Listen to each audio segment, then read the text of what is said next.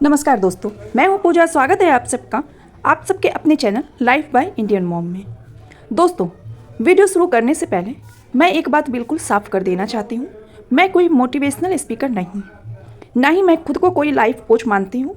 मैं एक आम हाउसवाइफ हूँ जिसने अपनी ज़िंदगी में बहुत सारी गलतियाँ की हैं। उन्हीं गलतियों से मैंने जो सीखा वही मैं आज आप लोग सबसे शेयर करने आई हूँ। अगर मेरी एक भी बात आपकी ज़िंदगी को थोड़ा बेहतर बना सके तो मुझे लगेगा कि मेरा ये वीडियो बनाना सफल हो गया। तो चलिए बिना देरी के वीडियो को शुरू करते हैं। दोस्तों, क्या कभी आपको ऐसा लगता है कि आप सुबह से रात तक सिर्फ दूसरों के लिए भागते रहते हैं, लेकिन दिन खत्म होने पर खुद के लिए कुछ भी नहीं बचता? क्या कभी ऐसा महसूस हुआ है कि सबका ख्याल रखते रखते आपने खुद को ही कहीं पीछे छोड़ दिया? अगर आपका जवाब हाँ है तो प्लीज़ इस वीडियो को लास्ट तक ज़रूर देखें, क्योंकि आज मैं कोई किताब की बातें नहीं बताने वाली, बल्कि अपनी ज़िंदगी की वो गलतियाँ बताऊंगी जिन्होंने मेरी सोच और मेरी पूरी ज़िंदगी बदल दी। तो दोस्तों, सबसे पहली गलती जो मैं करती थी, और मुझे लगता है कि मेरी बहुत सारी बहनें भी यही करती होंगी, सुबह उठते ही सबसे पहले बच्चों को तैयार करना, उनके टिफ़िन बनाना, उन्हें स्कूल भेजना, फिर पति को तैयार कराना, लेकिन खुद उलझे हुए बाल, वही पुराने कपड़े और पूरे दिन बस काम करते रहना। फिर एक दिन मैंने सोचा, जब घर से बाहर जाने वाला हर इंसान अच्छे से तैयार होकर अपने वर्क पैलेस पर जाता है, तो हम ये क्यों भूल जाते हैं कि घर भी हमारा वर्क पैलेस है। हम दिन भर सबसे ज़्यादा मेहनत यहीं करते हैं। उस दिन से मैंने फैसला किया कि सबसे पहले मैं खुद को तैयार करूँगी। यकीन मानिए दोस्तों, सिर्फ अच्छे कपड़े पहनने और फ्रेश होने से मेरा मूड, मेरी एनर्जी और मेरा कॉन्फिडेंस बहुत बदल गया। और दोस्तों, एक बार आप भी ज़रूर करके देखिए, बहुत अच्छा लगेगा आपको। और गाइस, दूसरी पॉइंट जो कि शायद मेरी सबसे बड़ी गलती थी, हम हाउसवाइफ क्या करते हैं, सुबह एक कप चाय, दोपहर में एक कप चाय, शाम को फिर एक कप चाय, और बस यही हमारा खाना बन जाता। लेकिन सच कहूँ, एक हाउसवाइफ घर में सबका ख्याल रखती हैं, अपने परिवार का अच्छे से ख्याल रखती हैं, लेकिन जब खुद की बारी आती है तो वो खुद को भूल जाती हैं। लेकिन दोस्तों, अगर आप खुद स्वस्थ नहीं रहेंगे तो अपने परिवार का भी आप अच्छे से ख्याल नहीं रख पाएंगे। इसलिए हर हाउसवाइफ को सबसे पहले खुद की हेल्थ का ध्यान रखना चाहिए। इसके लिए आप अपनी प्लेट में ग्रीन वेजिटेबल, सैलेड, फल और पौष्टिक चीज़ ज़रूर शामिल करें। आज के टाइम पर इंटरनेट पर बहुत सारे हेल्दी डाइट प्लान मिल जाते हैं। तो दोस्तों, कोई भी ऐसा तरीका अपनाइए जो आपके लिए आसान हो, लेकिन खुद को नज़रअंदाज मत कीजिए। जब तक आप खुद स्वस्थ नहीं रहेंगे तो मैं नहीं मानती है कि आप दूसरों को खुश रख पाएंगे, दूसरों का ध्यान रख पाएंगे। तो इसीलिए पहले खुद का ध्यान रखिए, फिर अपनी फैमिली का। तो चलिए अब चलते हैं हम तीसरे पॉइंट। और तीसरा पॉइंट है मेरा, पास्ट और फ्यूचर में बिल्कुल ना उलझे। मेरे साथ भी ऐसा हुआ। मैं अपने पास्ट की बातों को बार बार सोचती रहती थी। दोस्तों, हर किसी का पास्ट होता है। हर किसी के पास्ट में कुछ ना कुछ ऐसे हादसा होती हैं कि जिसे हमें भूलने में टाइम लगता है। बट आपने ऐसा सुना होगा, बोला जाता है कि कोशिश करने वालों की कभी हार नहीं होती।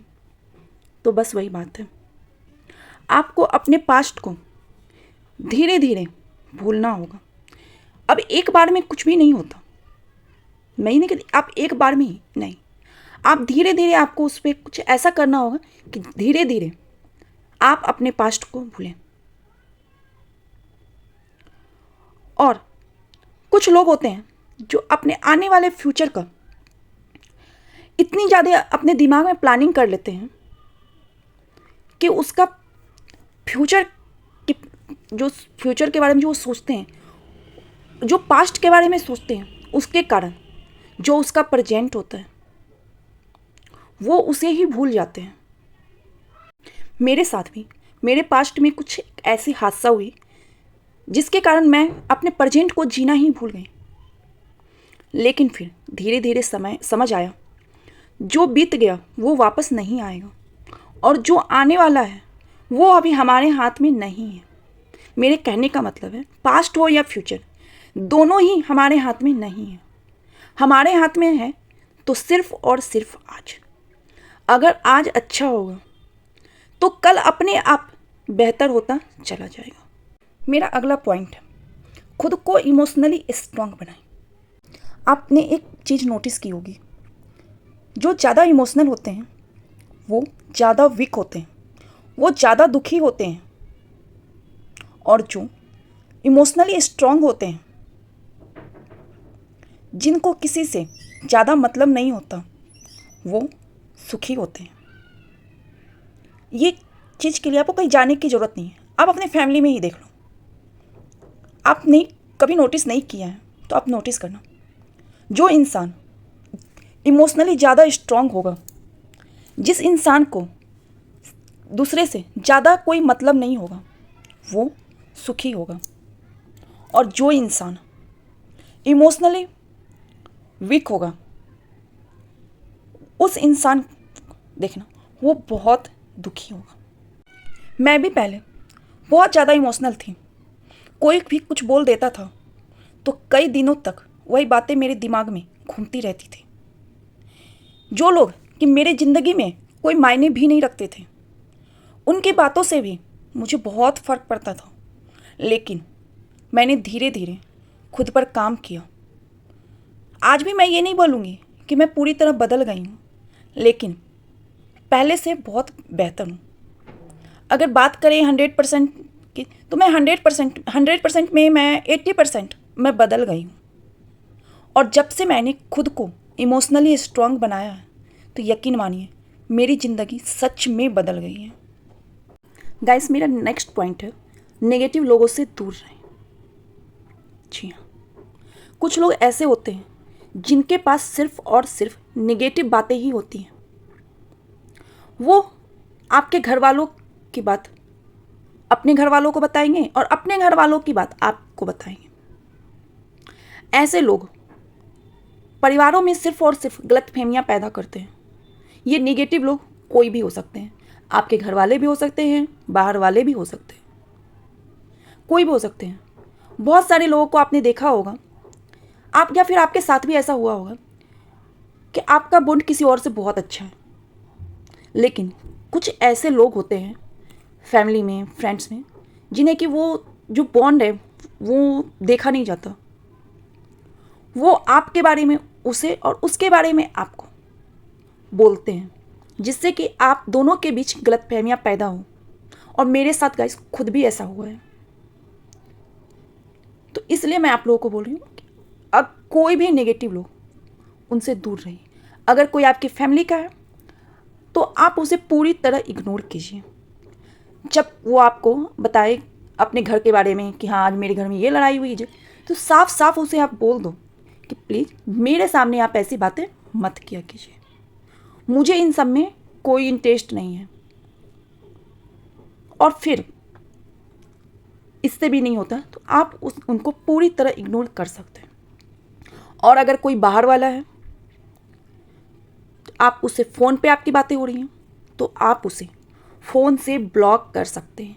अपने माइंड से, अपने दिमाग से आप उनको ब्लॉक कर सकते हैं।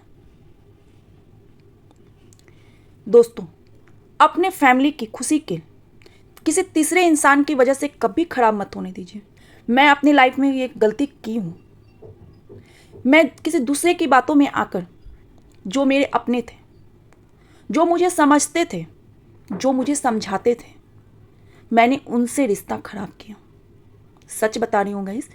इस कारण से मैं आप लोगों को बोल रही हूँ, कभी भी निगेटिव लोगों से दोस्ती ना रखें। निगेटिव लोगों से जितना हो सके उतना ज़्यादा दूर। और जब तक आप खुद ना समझ जाओ इस बात को कि हाँ ये इंसान ऐसा है, ये इंसान सही नहीं है, तब तक आप उस इंसान से लड़ो मत, झगड़ो मत, आप उसे कुछ बोलो मत। जो गलती मैं की हूँ, मैं नहीं चाहती कि मेरी कोई भी बहनें वो गलती करे। आपने एक कहावत तो सुनी होगी कि नींबू का एक बूंद पूरे दूध को खराब कर देता है। उसी तरह इन निगेटिव लोगों की एक बातें हमारी फैमिली को पूरी तरह बर्बाद कर देती है, हमारी फैमिली की खुशियों को पूरी तरह बर्बाद कर देती है। तो चलिए अब चलते हैं अपने नेक्स्ट पॉइंट पर, और ये हमारी लास्ट पॉइंट होगी। तो दोस्तों आज की लास्ट पॉइंट है, अपनी खुशियों की चाबी खुद अपने पास रखिए। मतलब सबसे ज़रूरी बात, अपनी खुशियों की चाबी कभी किसी दूसरे इंसान को मत दीजिए।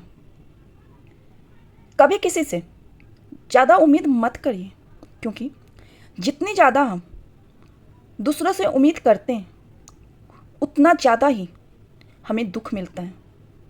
अगर कोई आपको खुश रखता है तो बहुत अच्छी बात है, लेकिन अगर कोई ऐसा नहीं करता तो इसका मतलब ये नहीं आपकी ज़िंदगी में खुशियाँ नहीं हैं। आपको खुद को खुश रखना सीखना होगा। आप खुद खुश रखना सीखिए। अपनी खुशी का रिमोट हमेशा अपने हाथ में दीजिए,